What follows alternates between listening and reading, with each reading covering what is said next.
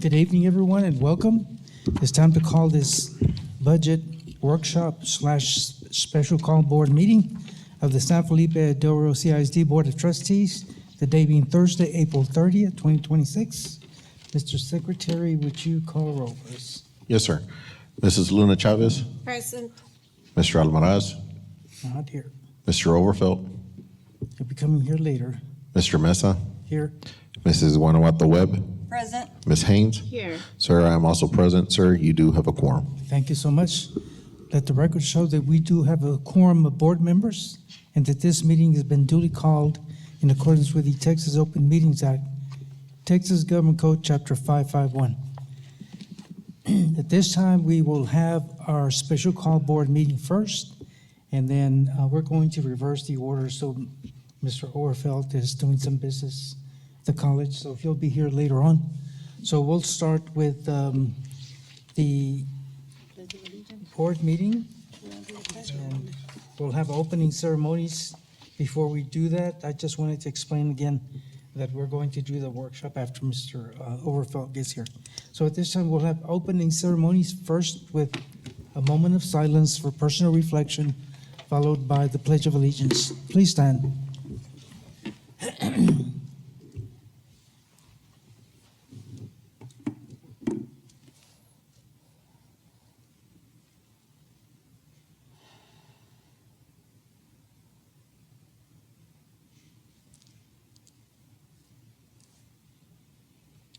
I pledge allegiance to the flag of the United States of America and to the republic for which it stands, one nation, under God, indivisible, with liberty and justice for all. Thank you very much.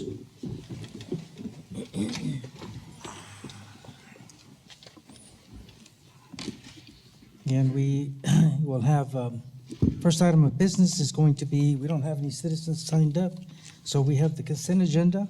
There's some purchase items that we are going to be taking care of. Sure, if there's any questions or if any item needs to be pulled out of the consent agenda, now's the time to do that. Any questions from the board? I just have one, Dr. Rios. On item G1, Red Rover Technologies, is this first time that we have a purchase from Red Rover? Yes, Mr. Mesa, the Red Rover system is intended to replace our ASOP system. Okay, so this is for attendance? Will it do the Teacher. reports and everything like? This one will have a better interface with Skyward, and the teachers won't have to go in there and claim it twice. Okay. And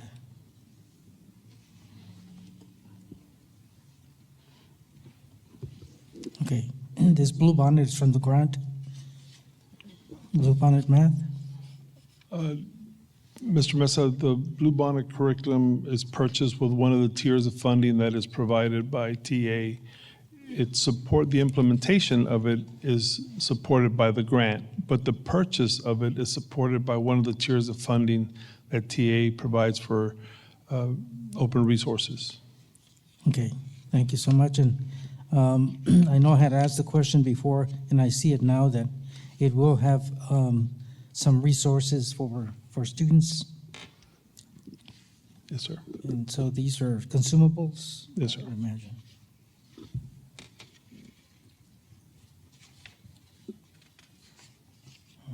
If there's no other question, then Dr. Rios?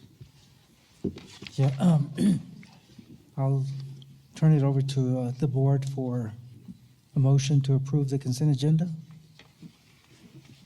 Motion made by Amy Haynes, seconded by Linda Webb.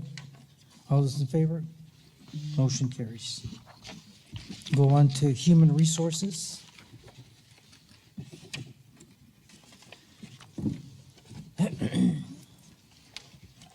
This is in finance. Oh. Business and Finance, item 15.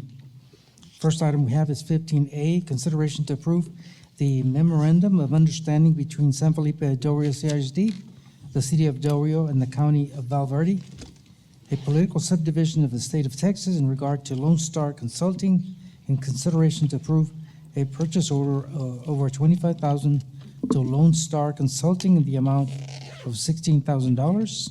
Funding source, general fund for federal advocacy services, Gilbert Sanchez.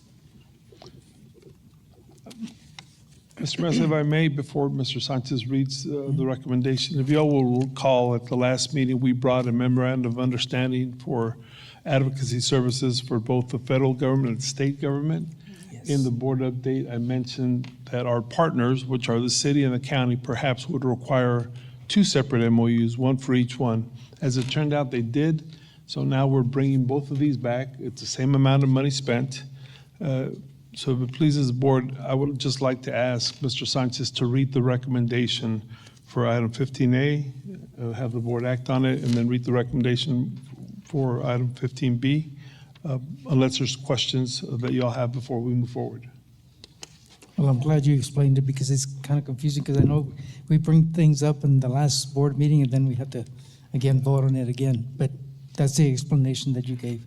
They need separate ones, so. If anyone has a question for Mr. Sanchez? Anyone? No. Okay, then do you want to read the recommendation, please? Yes, it is a recommendation of administration that the Board of Trustees approve the Superintendent of Schools to sign the memorandum of understanding between the San Felipe Del Rio Independent School District, the City of Del Rio, and the County of Val Verde, Texas, a political subdivision of the State of Texas in regards to Lone Star Consulting, and approve purchase orders over $25,000, the amount of $16,000 for federal advocacy services. For the recommendation, I'll entertain a motion for approval. Mrs. Webb, seconded by Mr. Galindo. All those in favor? Motion carries unanimously. Now we go into item 16. No. Item 15B. No, Yes. yes. Two separate. Okay. Okay, you want to read the recommendations since we don't have any questions again? Yes, sir.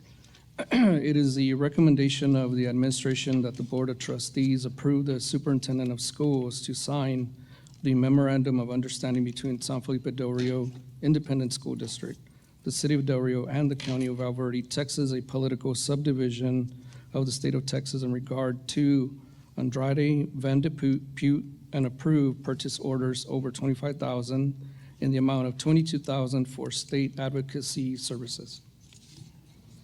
For the recommendation, is there a motion for approval? Motion made by Mr. Galindo, seconded by Becky Chavez. All those in favor? Motion's approved. Thank you. Thank you. We'll go on to Human Resources, item 16.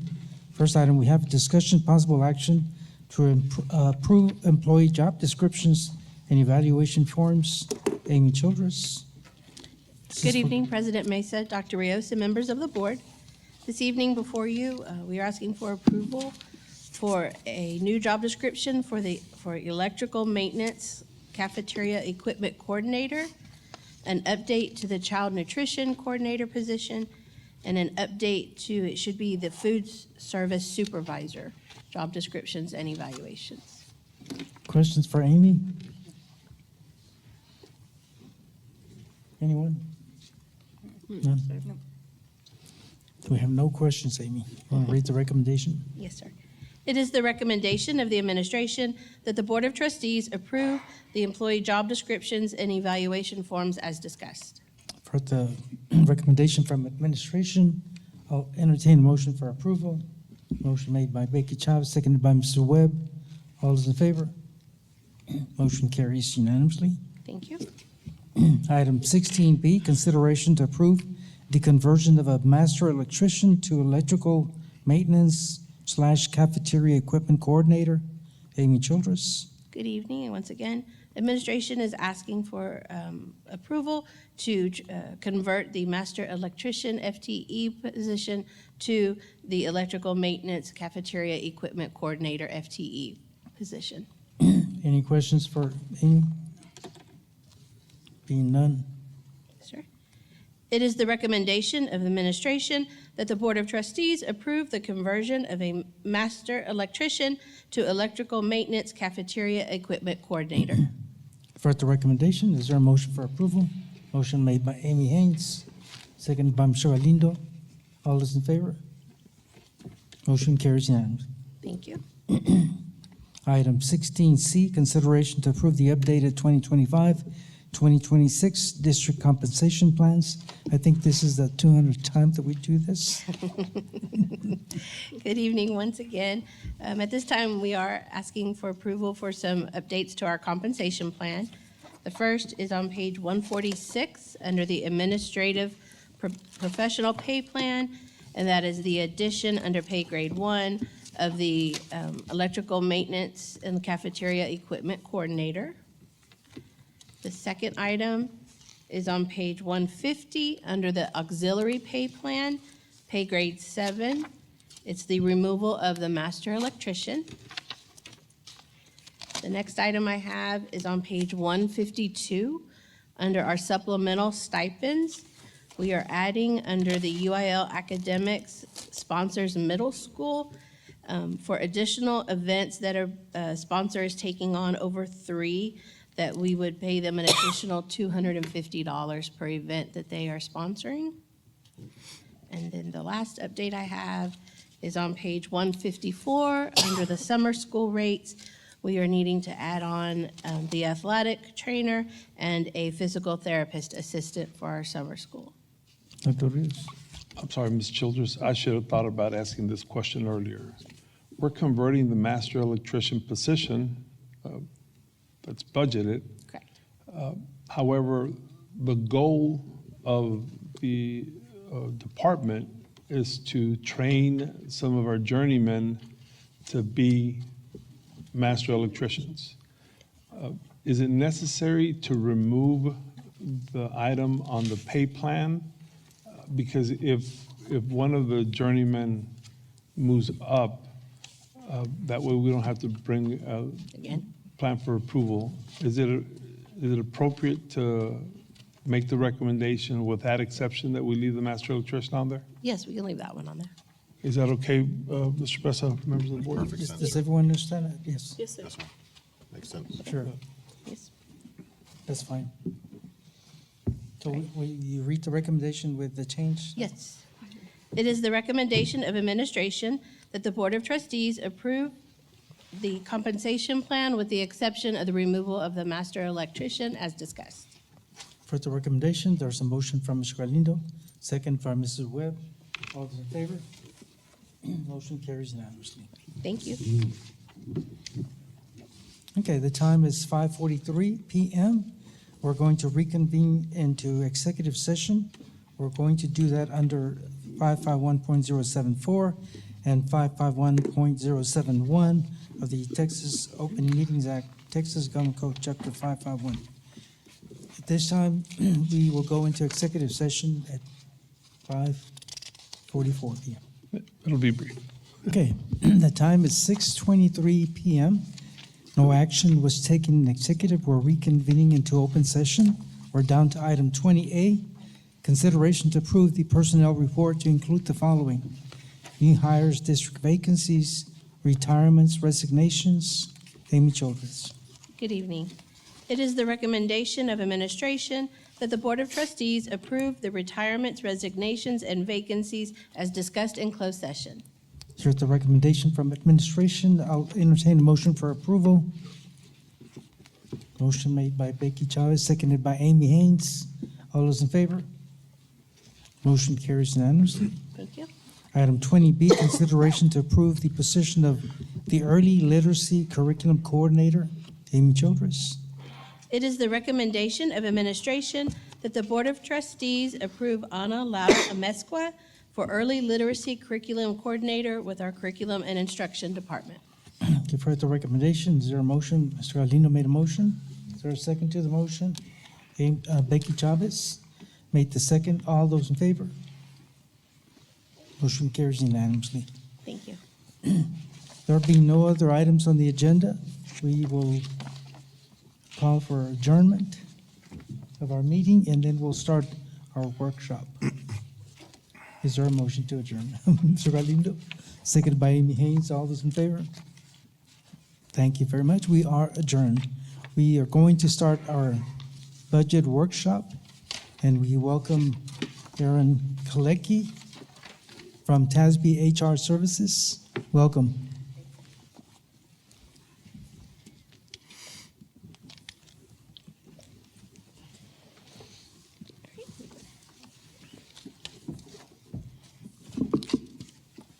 Good evening, Board of Trustees. I'm going to move this. I'm a little taller. Okay.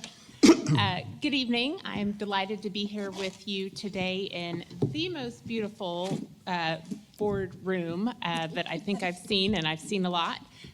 So we're here to talk about your pay systems maintenance project.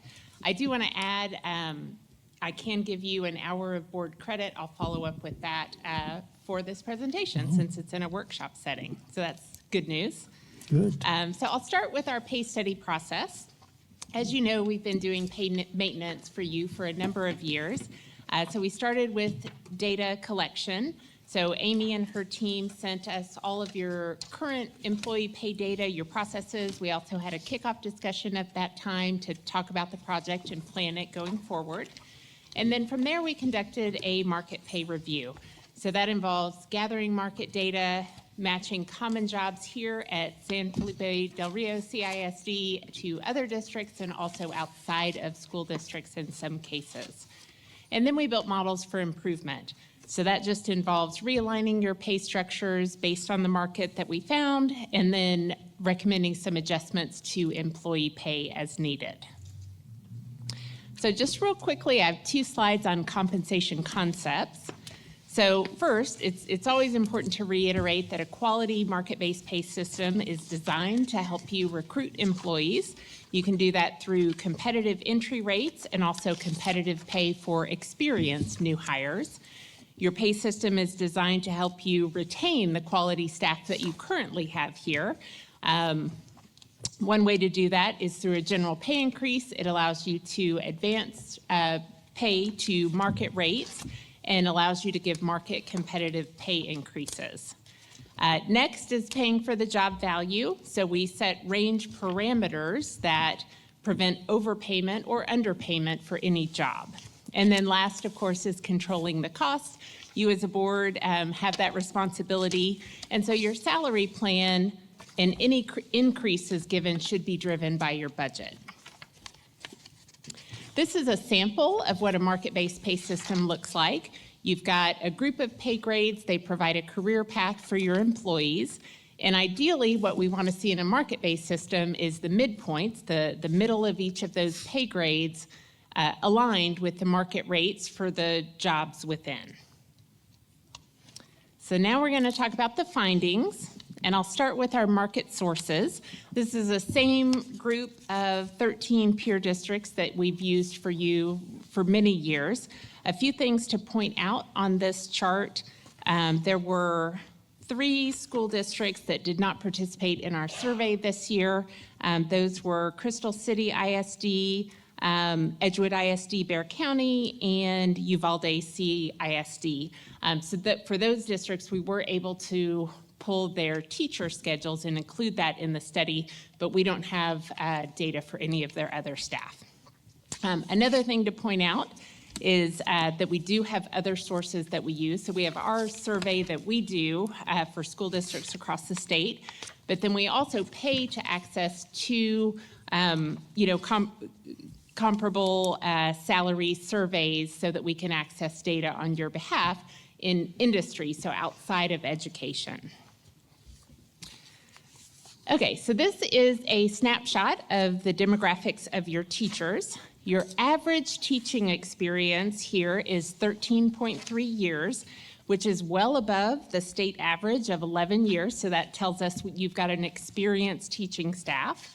And the majority, 54% of your teaching staff has 11 or more years of experience. So this is a nicely experienced teaching staff that you have here. We also look at the demographics of your newly hired teachers. So these are teachers that started with San Felipe Del Rio CISD this school year. You hired 34 new teachers, which is just 6.3% of your teaching staff. That's a really low teacher turnover number. Whatever you're doing to retain your teachers, keep doing it. And the majority of your newly hired teachers are new to the profession. So your teacher salaries, when we compare them to the market median, they are within 2% of the market at all surveyed years. So we survey teacher salaries in 5-year increments, starting at year 0 and ending at year 20. Your salaries are ranging from 1% below the market median to 2% above the market median pay values. They're strongest at the beginning of the schedule, and then they do drop slightly below market at years 15 and 20. And you can kind of see that in this line. Your salaries are represented by the orange line, and then the market median is the blue line. So you're above market for years 0, 5, and 15, and then just slightly below market at years 15 and 20. And these are the numbers behind that graph that we just looked at. So the first row is what you're paying at each of these benchmark years.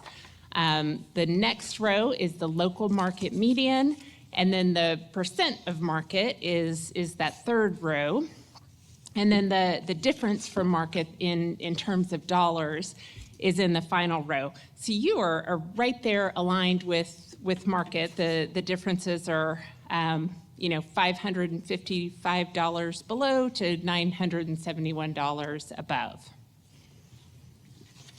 We also looked at how your teaching area stipends compare to the market. So these are stipends that are paid for teaching assignments, not extra duties. So your master's degree subject area, secondary math and secondary science stipends are all slightly below market. But special education, general resource, bilingual, and ESL stipends are all above market. And then the special education high needs stipend is lower than the market median. So this data is here if you decide to make adjustments in the future. And of course, we also looked at all of your other pay groups, your non-teaching pay groups. So I'll go through kind of each one of these. So the first column of percentages, that's telling you how your employee pay compares to market for each of these pay groups. And then the second column is how your pay grade midpoints compare to the market. So we want to look at how your employee pay, what people are actually earning here, how that compares to the market. But we also review structurally how your structures compare to the market. We also look at minimum or starting rates of pay for your non-exempt staff, the staff that earn their pay by the hour, and that's what that third column shows. So just real quickly, the big picture here, you can see when we look at that first column, your employee pay to market, all of your pay groups are above market, with the exception of central administration, which is just 1% below market. Central administration is basically your director level and above positions. Most of your pay grade midpoints for the job groups are aligned nicely with market, with central administration being 5% below. Your professional business group, that would include jobs like accountants, any marketing type jobs you have, technology is in there as well. Those are 2% below market. Your pay grade minimums are strong. You can see for instructional support, that's your classroom teacher aides. Their pay grade minimums are 17% above market, which is very strong. And then the other two, clerical and paraprofessional and auxiliary, are at 1% above market and 6% above. So we'll move on to the recommendations. So we have built for you adjustments to your current structure, nothing major. But we do recommend that you implement those pay structure adjustments. We're just realigning with the market like we do every year. We're continuing to give you competitive starting salaries. Those are important. And then for midpoints, we're just realigning those with the market values. Recommendation 2 is to adopt a general pay increase to maintain the strong market position that you have. I do want to add that the teacher retention allotment increases, that's a holdover from House Bill 2 from last year. Those are included in all of the teacher models. So we are calculating the raises to grant the full TRA increases to eligible teachers for next year. So for the pay increase for the teacher structure, that pay increase is calculated as a percentage of the market median salary.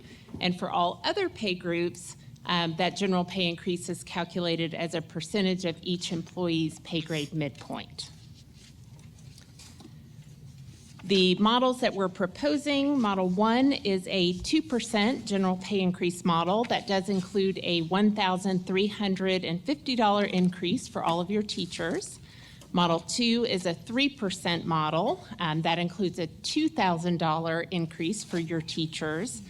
And Model 3 is a 4% model, which includes a $2,650 increase for your teachers. And of course, those increases are applied across all of your pay groups in these models. We do have a few adjustments that we're recommending. So recommendation 3 is to provide adjustments to address market differences and maintain equity. You'll remember in the teacher market comparison, you were above market at years 0, 5, and 10, but a hair below market at years 15 and 20.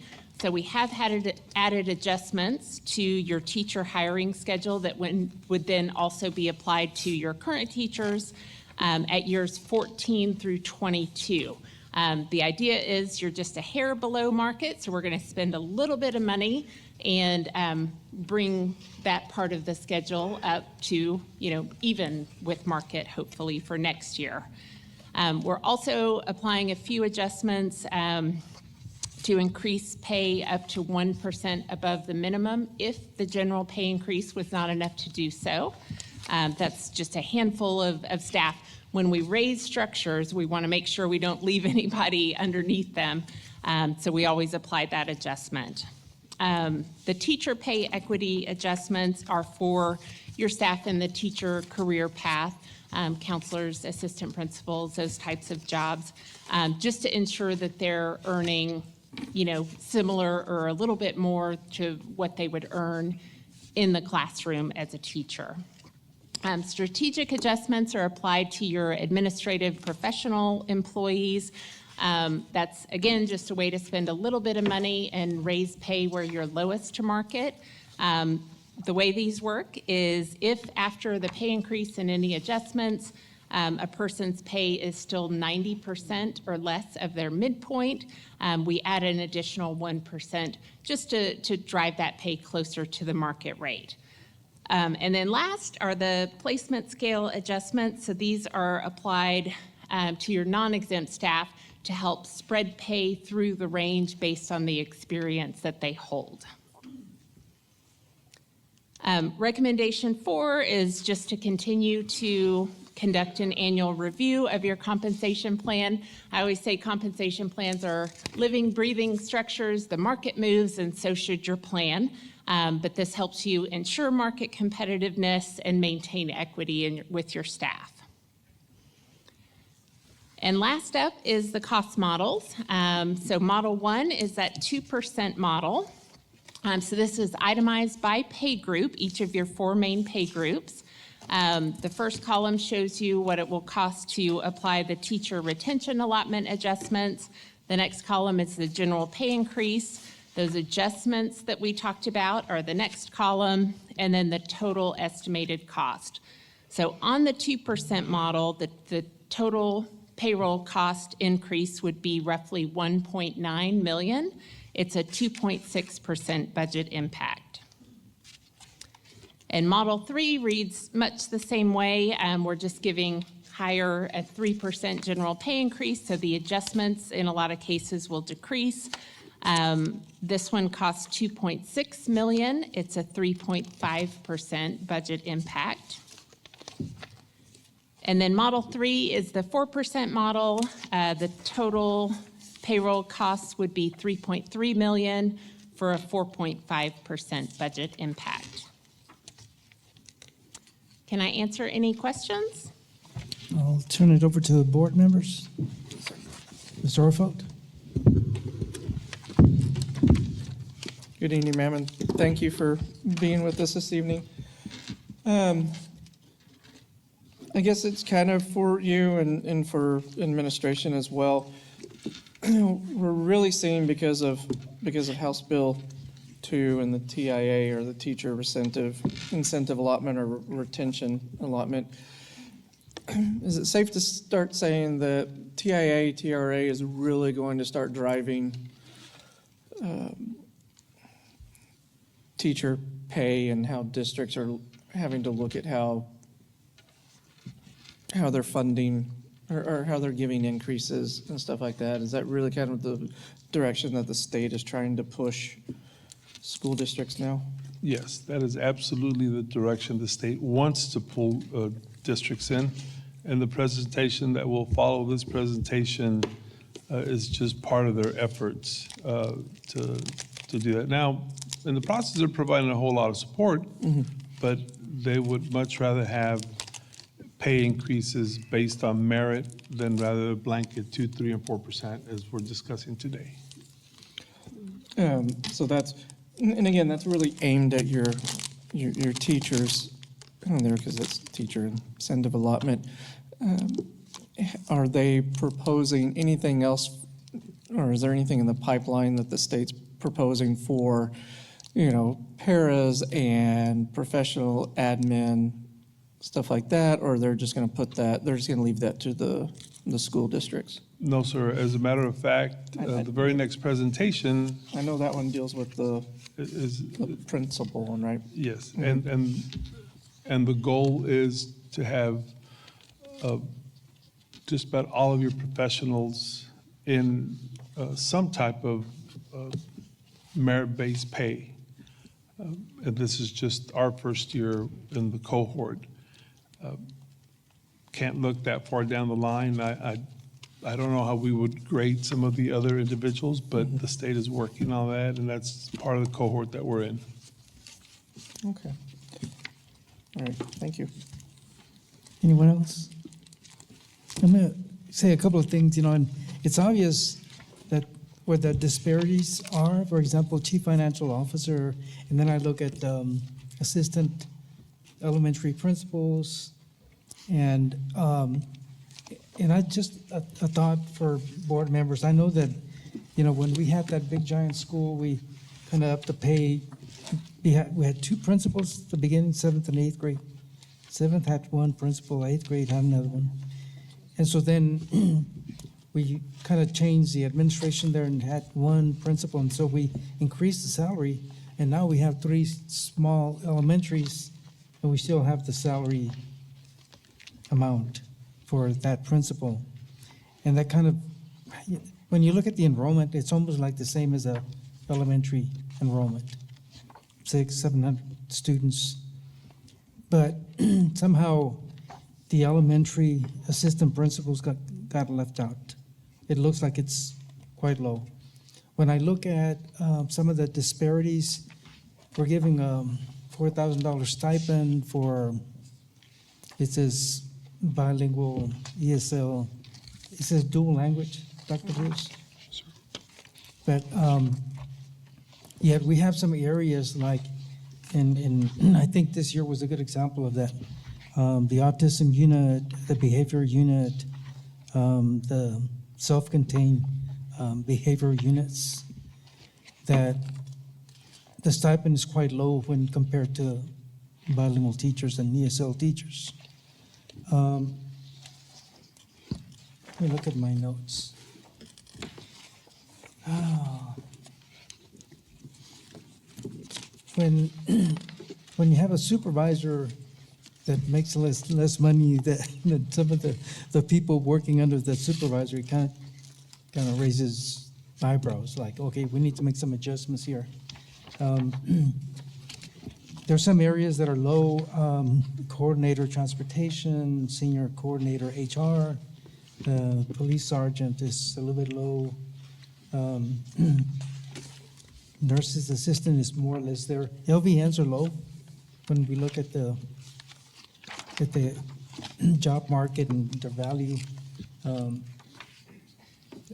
we look at other things like the welder's quite low, even the lead mechanic is, we upped the amount some time back because it's almost like they have their certifications and they end up being hired by somebody else. And so we're having trouble finding lead mechanics.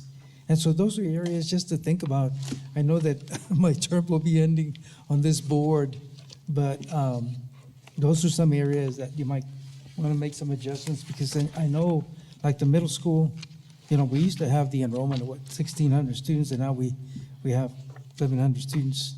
And so the pay stayed pretty much the same for all three. No, that was the amount when they went in. You understand what I'm saying? It was already there. Like, we didn't change it. Now the enrollment's a lot less. And so those are some things to kind of think about. And I'm saying this because I'm on my way out. My term is going to end pretty soon. But I think I take this salary study, and I look at everything. And so there's some things, even the police sergeant is a little bit low when compared to the job market. And so those are things to look at and make some adjustments. But it's a very thorough report because, again, very well done. I think we would not have this information if we didn't have the salary study from TASB. And so I thank you again for all the information. And I think this is very critical for us to make a decision, well, for the rest of the board, to make a decision as to where we go with pay raises and adjustments. Anyone else? Ms. Webb? First of all, thank you so much for all the information. It's very Absolutely. beneficial. And like Mr. Mesa mentioned, we used to have a 6th grade campus, 7th grade campus, and 8th grade campus. And every one of those campuses had about 800 students. Wow.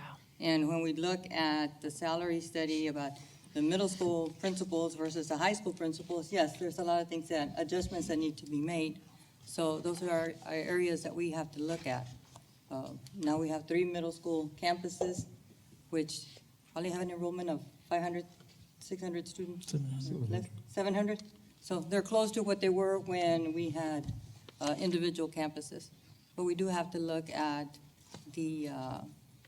what the middle school principals in comparison to the high school principals are doing, or the principal at the high school, because she definitely has a lot more than 800 students to deal with, and the assistants as well.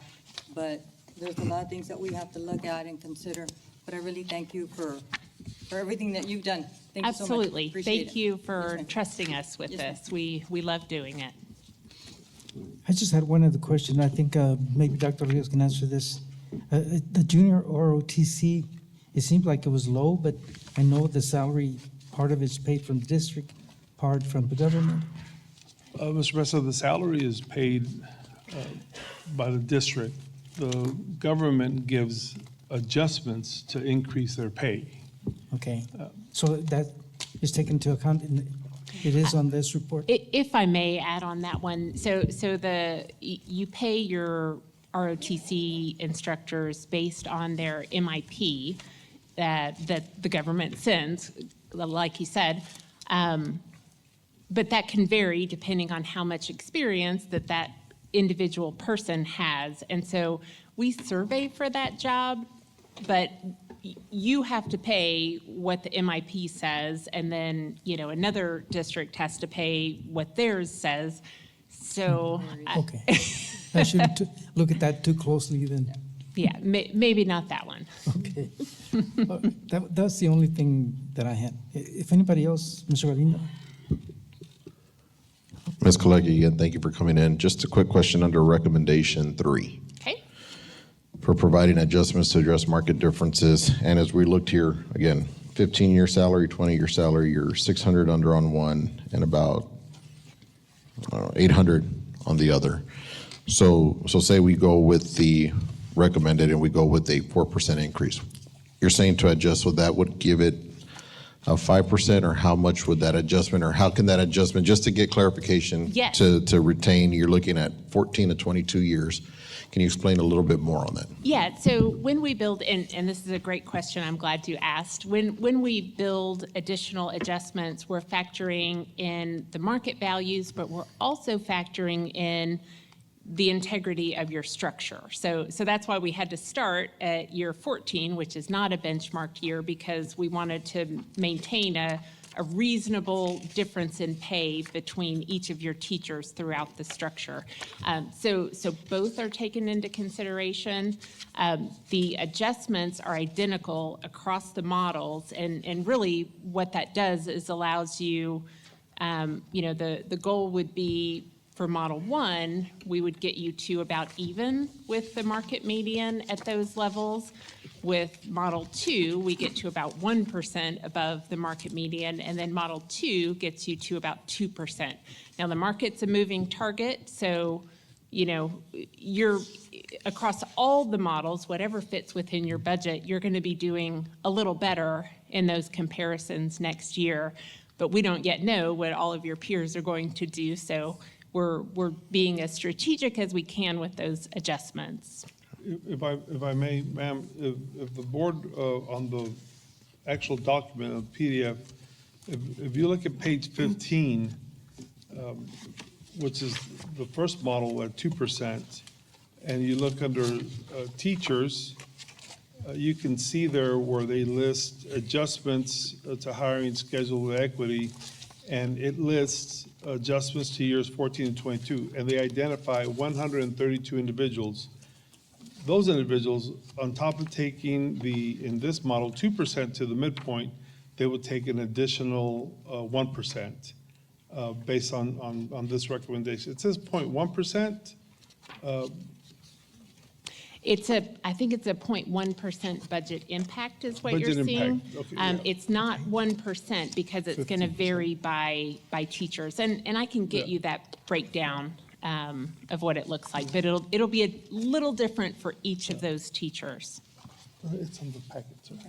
So anyhow, so they've identified the actual teachers that fall in that, and there's a list of who those teachers are with that many years of experience. Yeah. Absolutely.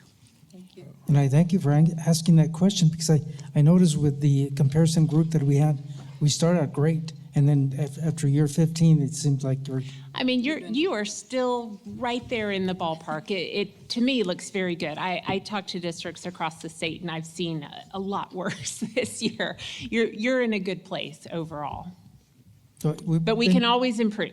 We've been trying every year to kind of, I can tell Stay with you've the made market improvements for To sure. get there or get above it, that's always going to be the goal, right? To get there and above. So that's For why sure. that question was just, you're right there, so what is going to be needed to raise to Yeah, that level? it's not terribly much. Like Dr. Rios says, it's a small budget impact that might have a really meaningful result. Thank you. anyone else? Thank you so much. My pleasure. Thank Dr. you. Luce? Mr. President, just a couple points, because it requires a little bit more study. For example, the welders were mentioned, and we asked what type of certifications welders in other districts may require versus just welders that we train to be welders. So we're pending that information, because we definitely want to pay. The real issue, if you notice, was the bus drivers. They're way under market, and they're definitely lacking. So that's one area that we noted that we need to look at. And we did propose a significant improvement there, yes. So the bus drivers are definitely below, and we know what kind of license they're required to have. Y'all mentioned the middle school principals, and absolutely, we used to have a huge middle school. Some of us were even principals there at some point. However, the other side of the coin that's come up that we've heard even from parents is that we have one assistant principal at every middle school, where other schools in our market, depending on the size, have more than one assistant principal. And when we started this process, we asked about having one assistant principal per grade level, which is the model for a 6 through 8 middle school campus, because of the work involved. The work doesn't go away because you decrease the size. You still have the same number of athletic events. You still have to have ARDs and 504s and all that stuff. So they are above market, and perhaps that needs some adjustment. But unfortunately, in the budget process, we also have to contend with the fact that they're running with one assistant principal for the same type of activities that they've always had. And we do have to consider either having an assistant principal intern to help them or adding another assistant principal. So there's a whole lot of complexities to the budget that we have to discuss. The only thing is, I've been at it for 20 years, and I know we added a different position that we didn't have before.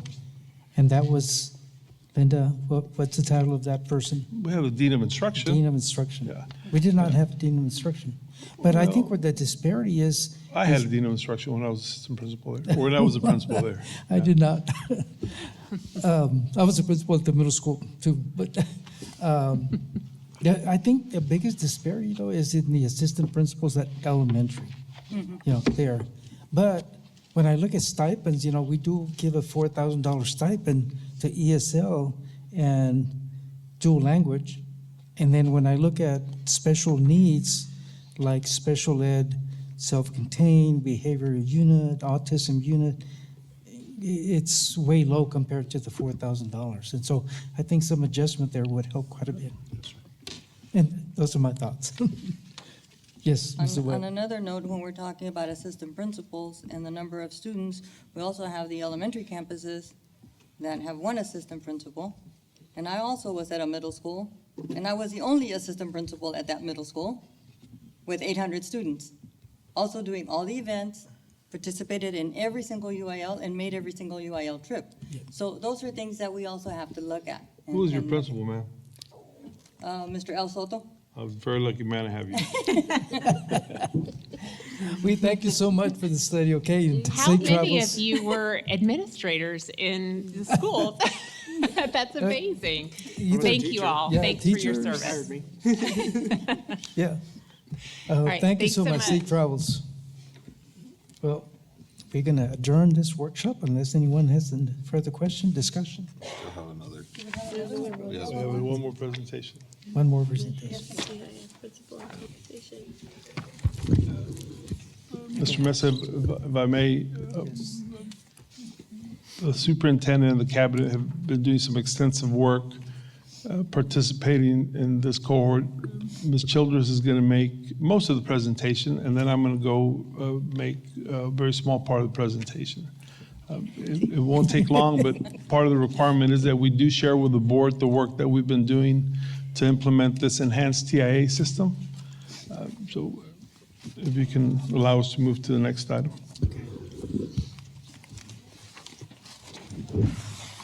Good evening once again. So this evening, we're going to provide you with an update on our strategic compensation plan and on the enhanced TIA and where we are in our process at this time. So as you may recall, this 2025-26 school year, the district is we're a part of a 3-year cohort with TEA for the strategic compensation and enhanced TIA.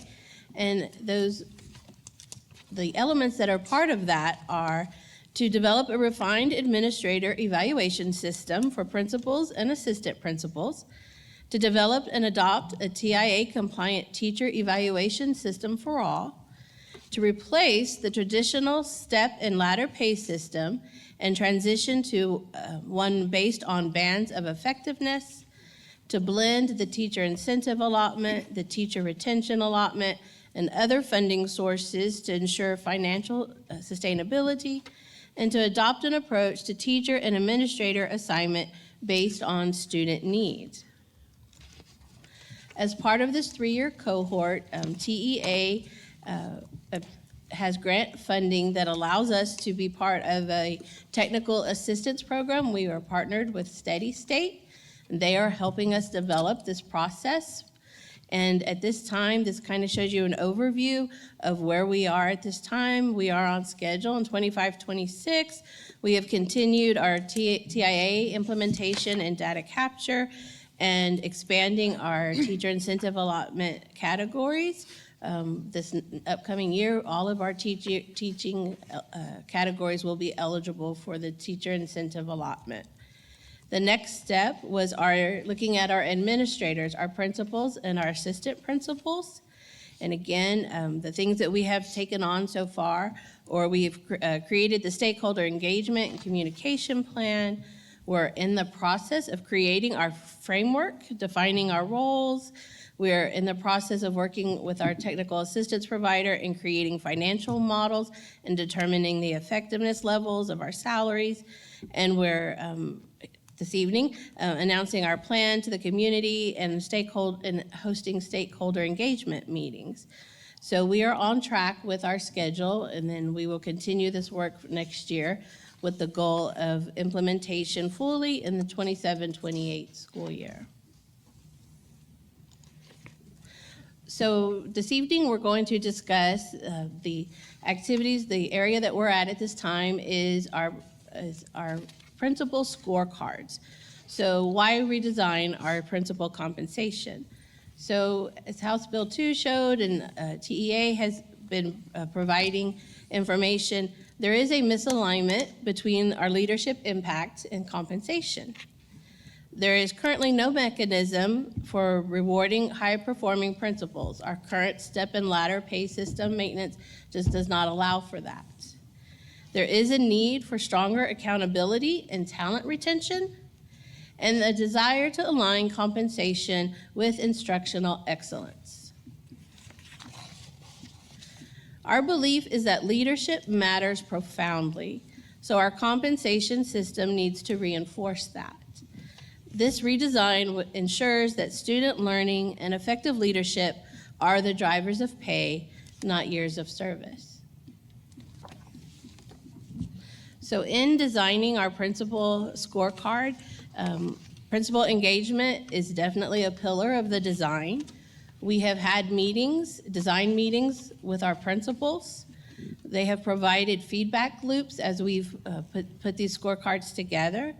We've provided early drafts, which this evening, that's what these are, as well as principal feedback revisions. And we keep on having scorecard conversations as we provide these drafts. The current scorecards, the drafts that we're going to discuss this evening, the ratings are based on a 60% of student outcomes, 30% on TPES, and 10% on campus culture. And again, this is for our principal scorecard. The components and measures of these scorecards under student outcomes, the measures that we're looking at are campus rating, district rating, STAR Domain 1 achievement, STAR Domain 2A achievement, STAR Domain 3 achievement, local growth, which is our non-STAR EOCs, CCMR overall, CCMR TSIA, CCMR industry-based certifications, and CCMR associate degrees. Again, those measurements make up 60% of the scorecard. Under leadership and performance, the measures that we will be looking at are TPES Domain 5, TPES Domain 1, and TIA T-Test congruence to R values. And again, leadership and performance makes up 30% of our current scorecard. And then the last 10% that is being measured is our culture and climate, and we are measuring our campus climate surveys for that information.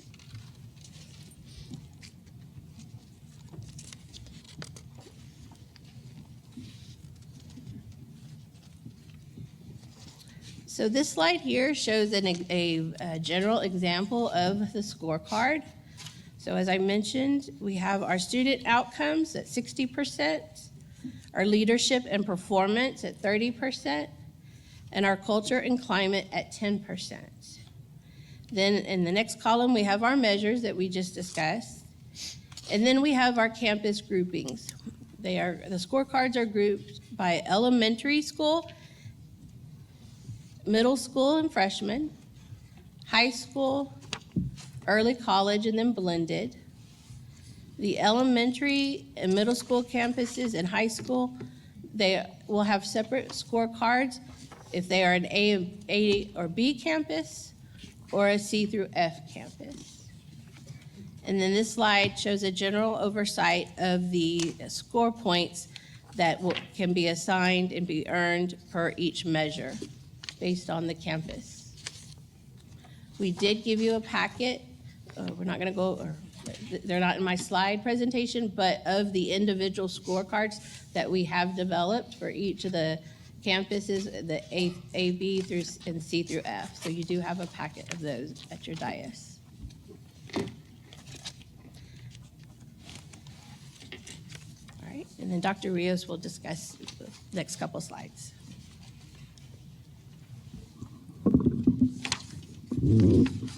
I'm going to go back one slide just to make a clarification. On this slide, you'll notice that at every level, there is a scorecard for a principal if the campus is rated A or B, and there's a scorecard if they're rated C or an F. The need for the two different is because one is going to be based on growth, but also let's say that Mr. Galindo was appointed principal of a failing school. It's not fair to hold him to the same standard as a principal that was at a school that's an A or B. He's coming in to pick up a campus. So in his first year, he would be graded under the scorecard for a campus that's a C through F to ensure that what he's up against doesn't prevent him from earning pay, because obviously he was put at a low-performing campus for having prior success somewhere. Does that make sense? That's the need for two different scorecards. Okay. All right. Then I'll move on. So based on these scorecards, the principals are either going to score as progressing, proficient, proficient 2, exemplary, exemplary 2, or masters, and of course they can also score below that. Okay. So based on what their scorecard, what number value they earn, that's the area they're going to land on. Okay? And now we can look at examples of pay. So if we look at this slide, let's just take, for example, a brand new principal. It's going to start there at progressing where it says base pay is protected. Okay. What that means is that, let's say that the principal after the first year did not score at the progressing level. Instead, they were not progressing. The first year, they would not lose pay, but they wouldn't gain pay either, okay?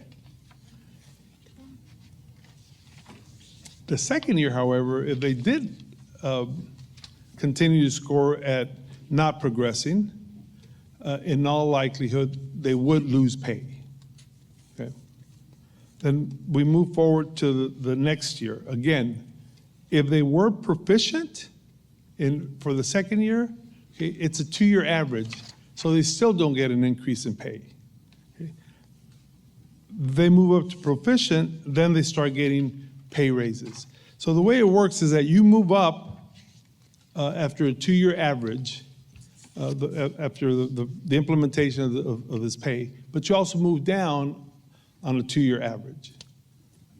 But it's all based on campus success. We talked earlier about the middle school principals perhaps needed some adjustments. Hey, when we implement this will take care of it, because in the first year, even though they may grow, they don't get paid the first year. It has to be a 2-year average. We're not implementing that this year, though. We're implementing that if the board approves it in the coming years. Okay. But that's how the pay would grow. It would only grow when they move the campus forward, when they score higher based on the campus's achievement, based on their climate and culture survey, when their evaluations are appropriate, and also when they rate the teachers appropriately. Yesterday, we celebrated the teacher incentive allotment, all the new recipients. And for those teachers to receive additional pay, the student achievement had to be elevated, but so was the rating.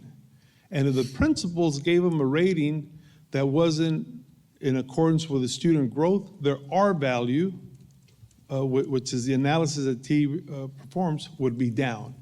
So the principals have to lead the campus to success. They have to be able to evaluate talent accordingly.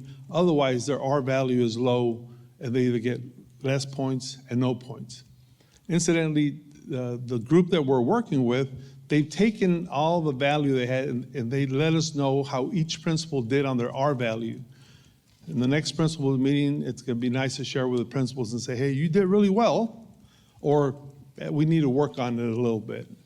And I think that'll also be an aha moment for the principals, because if they know that we're moving to this type of merit pay, it's important that everybody self-identify when you need to improve so that you can study the appropriate domains for each evaluation and ensure that we do it appropriately. So it is extensive. It is based mostly on student achievement, but it's also based on the professional skill set of each individual. Are there any questions on this pathway to higher compensation, the slide that we have up right now? Just want to say it's a lot of work, and I'm glad that it's being done because it's going to create some competition, which is wonderful. Yes, sir. Ms. Webb? Hello, Dr. Rios. Hello, Ms. Webb. I want to say that what you're implementing or trying to implement right now, it's also happening throughout other districts. I looked at several districts, and they're basically doing the same, similar to what we're implementing here or trying to implement here with our administrators.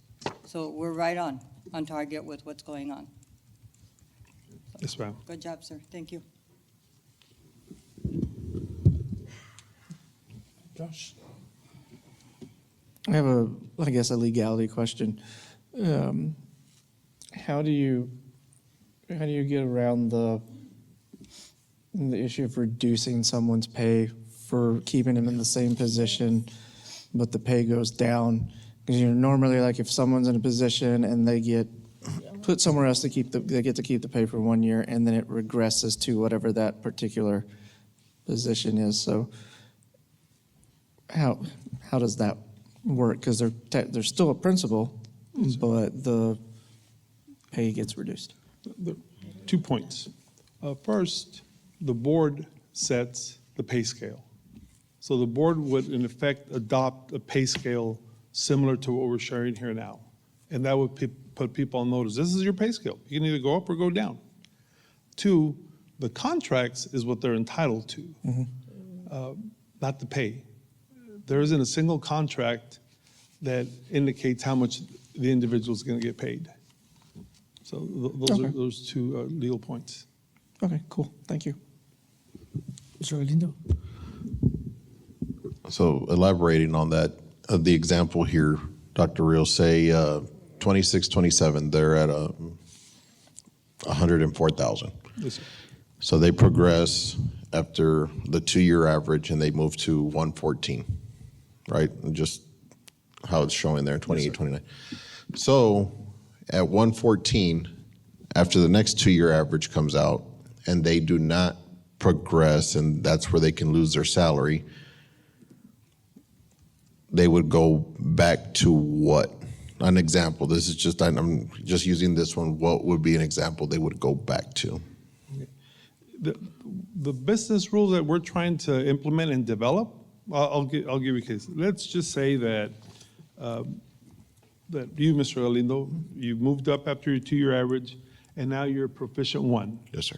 But something happened, and you went all the way down to not progressing, whatever the case may be. Okay? Part of the business rules that we would recommend, and the board would adopt as part of the pay scale, would be the decrease in pay.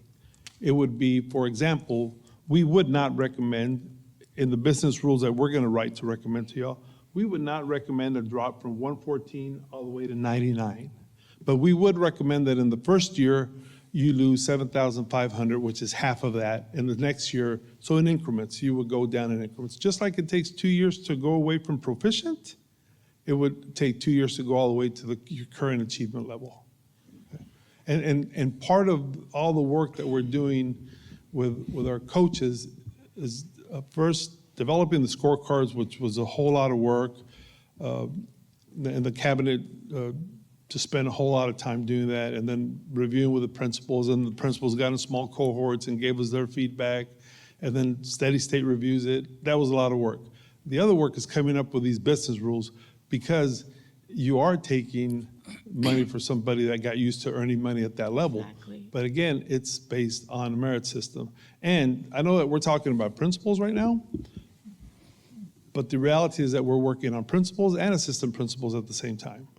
We're just sharing with y'all the entire concept, but right along, we're creating report cards for assistant principals. We're just not doing it as heavy on student achievement because it is, the principal is the principal. But it's close.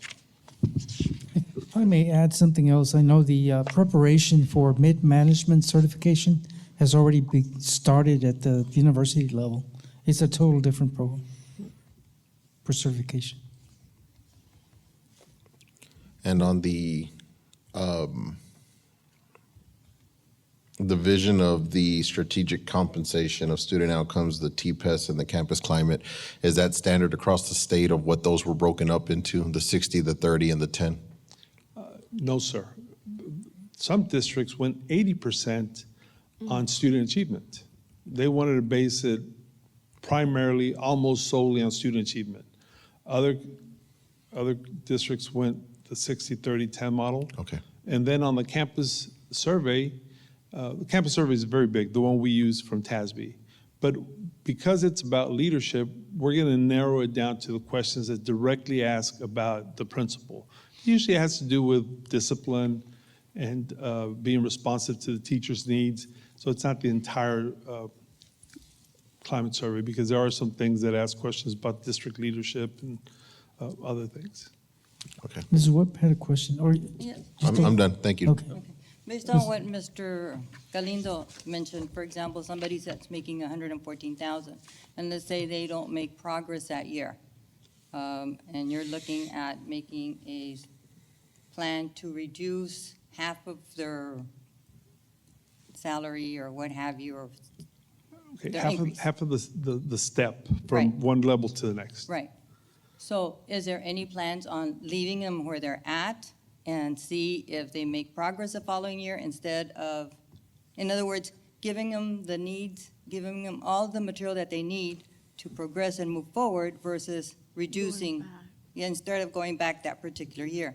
Because he also mentioned, for example, low-performing schools, and you use Mr. Galindo as an example. Let's say he got a low-performing school and you're giving him a year or whatever it takes to bring it up.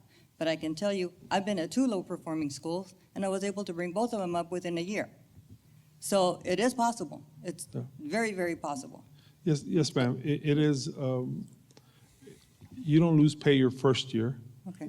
You lose pay on the 2-year average. So you are given a year's notice, you're given support, time to improve, Okay. focus, a lot. Thank you. Okay, we're going to the next. Next slide. Okay. I think the next slide, we're almost done. I think I'm gonna ask Amy to help us and lead us to a home. This is just the timeline of implementation. This coming year will be a capture year. We'll look at the data. Although Steady State is already looking at our data, they've already scored the principles, R values. They're already able to project a a scorecard for the principals based on the information we've given them, but this is just a practice year. Next year is the capture year. The year after that is the hold harmless year, where they get that first year, nothing happens till the second year. And then the full implementation the following year, okay? Ms. Childress, are you right behind me? I think the last two are the business rules, correct? Thank you.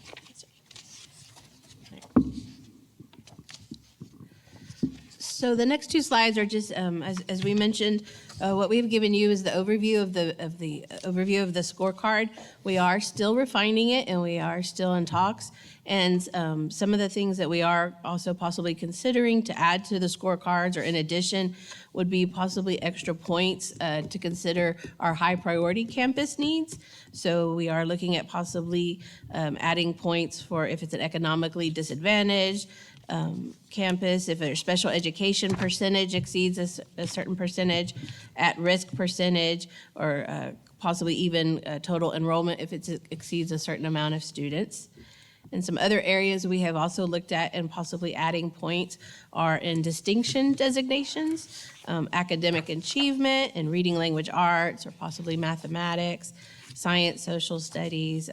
So like we said, we're still refining it. This is just, these are the steps that where we're at this time. So again, you know, the reason we're doing this and what the strategic compensation means for our culture is it does strengthen our shared accountability. It clarifies the district expectations, encourages development and coaching. It rewards sustained excellence, and it creates leadership pipelines with stronger incentives is our goals. Our next steps are to continue our scorecard discussion meetings, to get feedback from our principals and our assistant principals, again, to finalize the scorecards for both the principals and the assistant principals, and then to run mock data simulations and make sure to see, you know, from the data that we have, to make sure that our scorecards are working the way we want them to. And that is it. I just Other want questions? to reiterate again, there's so much work that goes on behind the scenes, but it's such a wonderful thing because even for the award distinctions and for the low socioeconomic, bilingual, you've included everything that I can think of. It's wonderful. I think it's the best thing ever. And as I mentioned, I think it's going to improve instruction, just like the TIA, Teacher Incentive Allotment, does. It increases the instruction and competition amongst everybody. So this is the next step for administrators. Anyone else? I thank you so much for working on that. Someone has a question for Amy? No, I don't have a question. I was Okay. going to make a comment, but it's okay. Then I will ask for a motion to adjourn. Motion made by Mr. Galindo, seconded by Amy. All those in favor? Motion carries. We are adjourned.